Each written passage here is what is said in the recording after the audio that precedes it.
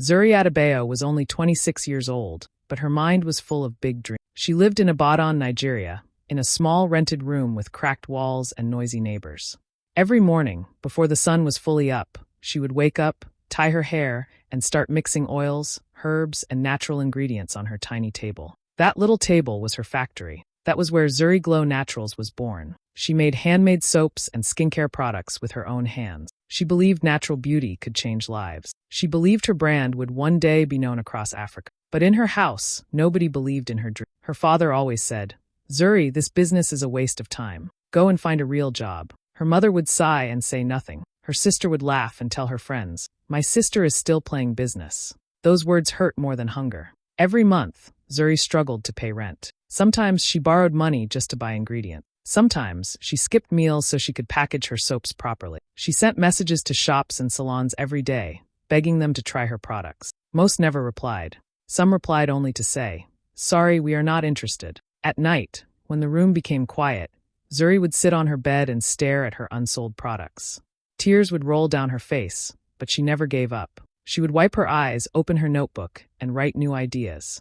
Even when the world called her dream useless, Zuri whispered to herself, "One day they will understand." Zuri walked into her grandmother's house in Lagos, carrying a small gift wrapped in shiny paper. The smell of jollof rice and fried plantains filled the air. The house was buzzing with laughter, chatter, and clinking cutlery. It was her grandmother's 70th birthday, and the whole family had gathered, uncles, aunts, cousins, even distant relatives she barely remembered. Zuri smiled politely as she greeted everyone. Her grandmother hugged her tight, whispering, "I'm so proud of you, Zuri." That hug warmed her heart, but before she could feel truly happy, her sister Kemi's voice cut through the air like a sharp knife. "Still playing entrepreneur, Zuri?"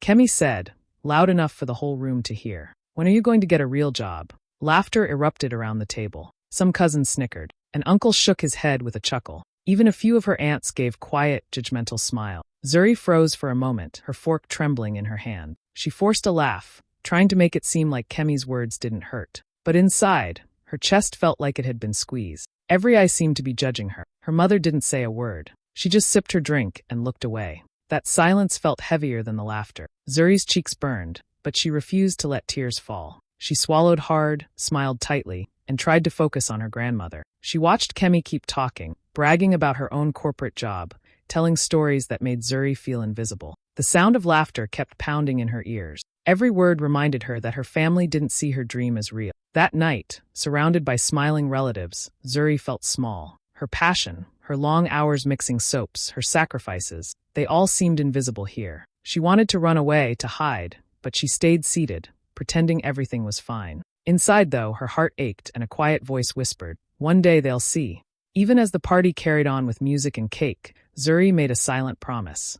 She would not let this moment define her. She would prove them wrong one day, in a way they could not ignore. After the birthday party ended, most of the relatives had gone home, but Zuri lingered in the living room, helping her grandmother clear the dishes. She thought the worst of the night was over, but she was wrong. From the corner of the room, she overheard her sister Kemi whispering to her aunt and uncle. "Zuri is such a financial burden," Kemi said, her voice full of smug satisfaction. "All that business of hers, what does it even make? She's wasting everyone's time and money." Zuri's heart sank. She gritted her teeth, trying not to let them hear her breathing. She had always known Kemi could be cruel, but hearing her sister tell the family she was a burden, her own blood calling her useless, felt like a punch straight to the chest.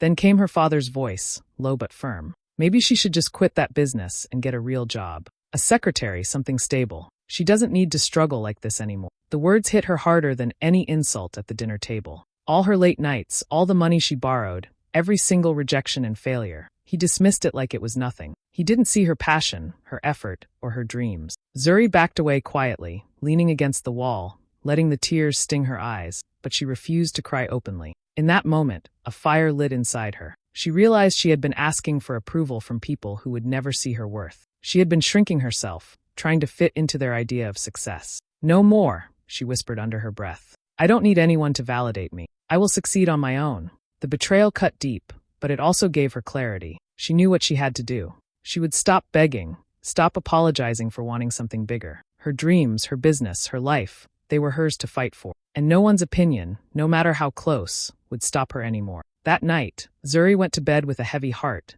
but also with a newfound strength. She was no longer the girl who looked for approval at the table. From now on, she would create her own path, no matter how hard it was, no matter how lonely it felt. She promised herself. Her success would speak louder than their words ever could. That night, Zuri couldn't sleep. The whispers she'd overheard, Kemi's cruel words, and her father's dismissal kept running through her mind. She lay on her bed, staring at the cracked ceiling, thinking about all the nights she had poured oils into molds, stayed up late packaging soaps, and dreamed of building something real. And for what? So her own family could call her useless? By midnight, she had made a decision. Quietly, so no one would hear, Zuri packed her soaps, creams, and essential oils into her worn-out suitcase. She grabbed a few clothes, her savings hidden in a small envelope, and slipped out of the house. The streets of Ibadan were empty and silent. The only sound was the distant hum of cars on the road. Her heart was pounding, a mix of fear and excitement. She was leaving everything familiar behind, but she knew she couldn't stay where her dreams were crushed every day. She found a tiny shared apartment in Surulere. The walls were thin, the floors squeaked, and the bathroom was shared with 3 other tenants.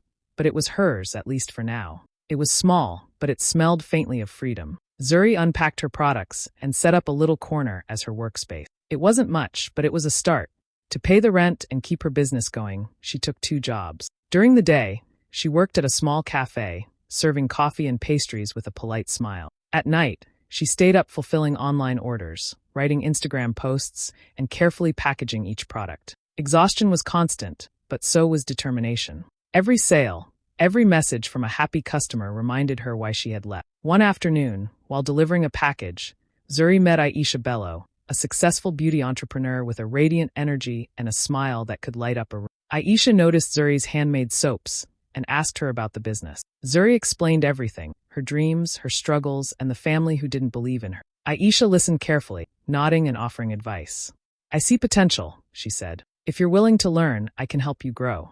That moment changed everything. For the first time in her life, Zuri felt someone truly believed in her. And in that tiny Surulere apartment, surrounded by her handmade soaps and her burning ambition, she knew that her journey was just beginning. She had left her past behind, and now, she was ready to build her future, on her own terms. Under Aisha's guidance, Zuri's world started to change. Aisha was patient but firm, showing her every detail of running a real business. She taught Zuri how to design packaging that looked professional, how to create a brand story that people would connect with, and even the complicated rules for exporting products to other countries. Zuri absorbed everything like a sponge, taking notes late into the night, practicing logos, testing scents, and photographing her soaps over and over until they looked perfect. The first big change was the name. Zuri Glow Naturals is good, but we need something bigger, something that can travel beyond Ibadan, Aisha said. Together, they rebranded the business as Zuri Glow Africa. The new name felt powerful, like it carried ambition and pride, and Zuri loved it instantly. Next came social media. Aisha showed her how to make short videos for Instagram and TikTok, how to tell her story in a way that made people stop scrolling. At first, Zuri was nervous. Speaking to a camera felt strange, and she worried no one would care. But she remembered her nights in Surulere, the long hours, the sacrifices, and she forced herself to speak from the heart. Her first video went live, a short clip showing her making a signature soap, with a voiceover about why she started Zuri Glow Africa. Within hours, it began to spread. Notifications popped up on her phone one after the other. Comments poured in. "Love this. Where can I buy?" Finally, someone making natural skincare in Africa looked this good. By the next day, the video had reached 2 million views. Zuri could hardly believe it. The sales followed fast. People from Lagos, Abuja, and even outside Nigeria were messaging her, asking how to order. Zuri stayed up all night fulfilling orders, but this time it felt different. It didn't feel like struggle. It felt like progress, like her work was finally being seen and appreciated. For the first time, Zuri realized she wasn't just dreaming anymore. She was learning the game, understanding how business really worked, and stepping into her own power. And with Aisha by her side guiding her, she knew this was only the beginning. The small girl who once packed soaps in a cramped apartment was slowly building something that could reach the whole continent, and maybe even the world. Months passed, and Zuri Glow Africa quietly began to grow. Orders were coming in steadily now, not just from individuals buying online, but from businesses too. Salons in Abuja called, asking for bulk shipments of her soaps and skincare products. Soon after, a few salons in Port Harcourt followed.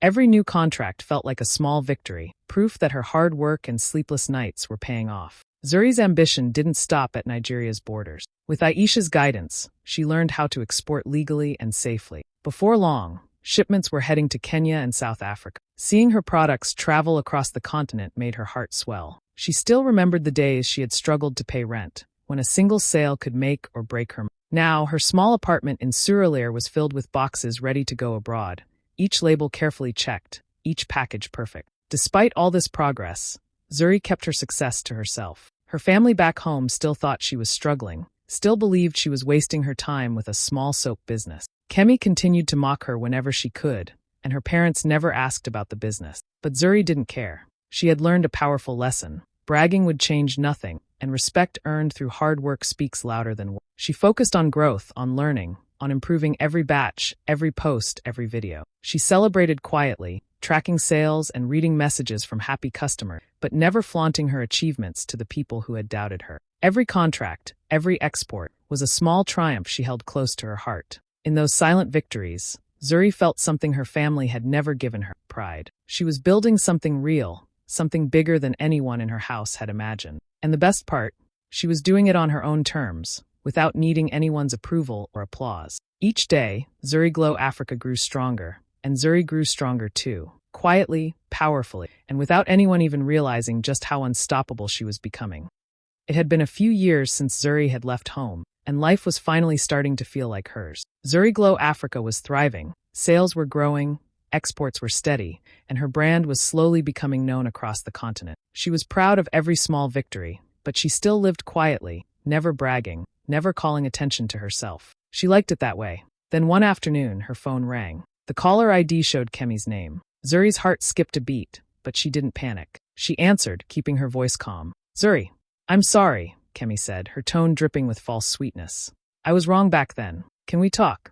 Zuri paused, sensing immediately that this was not a genuine apology. She remembered every insult, every cruel word, every betrayal. But she let Kemi talk. After a long pause, Kemi dropped the real reason for calling. "I need your help," she said. "The wedding costs are too high, and father's hospital bills. I just don't know how we'll manage. Can you maybe lend some money?" Zuri felt a familiar anger rise in her chest. She could hear the manipulation hiding behind Kemi's words. The sweet apology, the carefully measured sadness.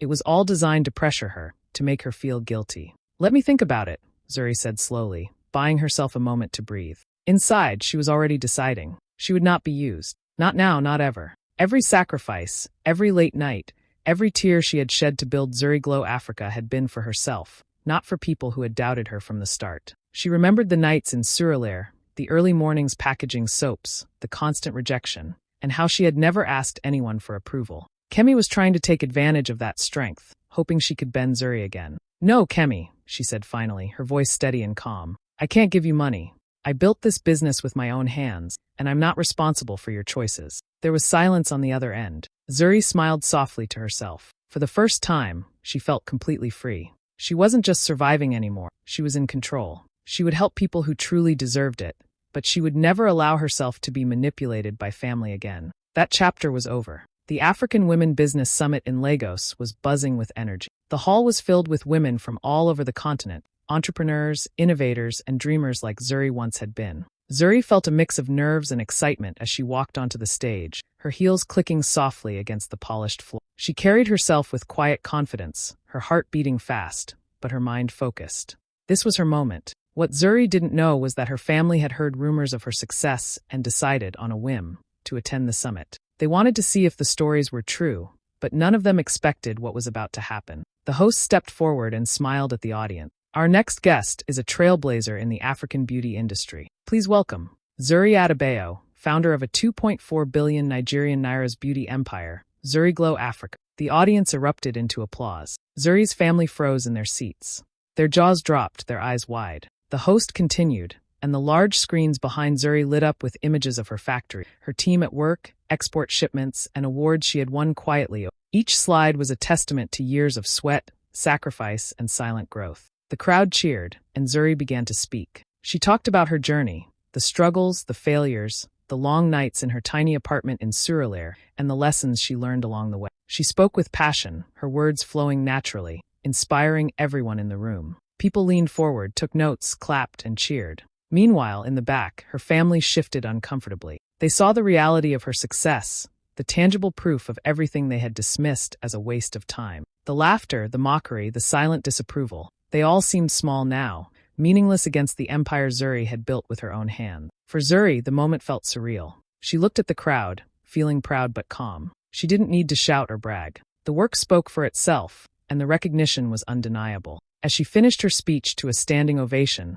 Zuri caught her family's eyes. They were stunned, embarrassed, speechless. She smiled slightly, quietly triumphant. Years of struggle, rejection, and doubt had led to this moment. And now, finally, they couldn't ignore her, and they couldn't take away the empire she had built. After the summit, Zuri returned home to her apartment, tired but glowing with pride. Her phone didn't stop ringing. Messages and calls flooded in, not from customers or partners, but from her family. They had seen her on the big screens, heard the applause, and realized the empire she had built. Kemi was the first to call. Her voice was trembling, laced with fake emotion. "Zuri, I'm sorry for everything. I was wrong. Please, can we work together? I just want to be part of your business. We can fix everything. I can help."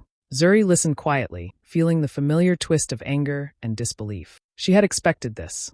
Kemi had always been manipulative, always trying to twist situations to her advantage. But now, she wasn't going to fall for it. She remembered the nights she spent in Surulere, the rejection, the hard work, the tears, everything she had endured to get here. She knew her value, and she would not let emotional pressure cloud her judgment. "Listen, Kemi," Zuri said calmly, her voice steady. "I appreciate that you see my success now, but business is not about crying and asking for favors. If you want to work with me, it will be on professional terms.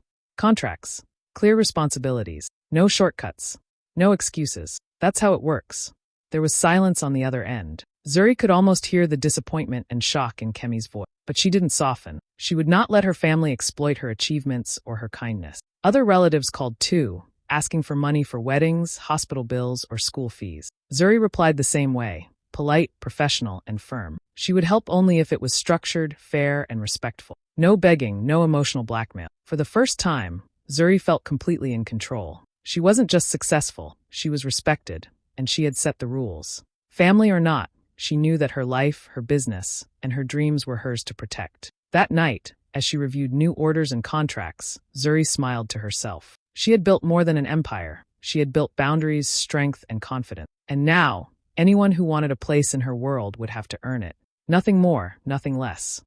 Years of hard work had finally paid off. Zuri had built Zuriglow Africa into a thriving empire, and now she wanted to give back. In Ibadan, she opened a training center for young women, a bright, welcoming space filled with sunlight and inspiration. Here, girls could learn the secrets of entrepreneurship, skincare, and branding, the lessons Zuri had learned the hard way. She also launched a scholarship program, helping talented young women who had dreams but no resources, just like she once had. Zuri's personal life reflected her success too. She moved into a luxury apartment, a place with large windows, polished floors, and a view of the city skyline. It was more than just comfort, it was a statement. Every piece of furniture, every corner, reminded her of how far she had come and how much she had earned on her own. One evening, she decided to host a family dinner. But this time, everything was different. She cooked, or rather, had her team prepare her favorite dishes, set the table beautifully, and waited. Her family arrived, expecting the usual awkward tension, but Zuri welcomed them with a calm smile. She served the food, shared laughs, and led the conversation. Her family looked around at the beautiful apartment, the elegant table, and the confident woman standing before them. For the first time, they realized the full scale of her success. They couldn't mock her or belittle her dreams anymore. Zuri smiled to herself quietly, a soft but powerful satisfaction in her heart. She had endured the doubt, the humiliation, and the betrayal, but now she was in control of her life, her dreams, and her family's view of her. "They laughed at my dream," she whispered under her breath, watching them enjoy the meal. "Now they live inside it." In that moment, Zuri Adebayo was queen of her own life, unstoppable, unshakable, and finally at peace.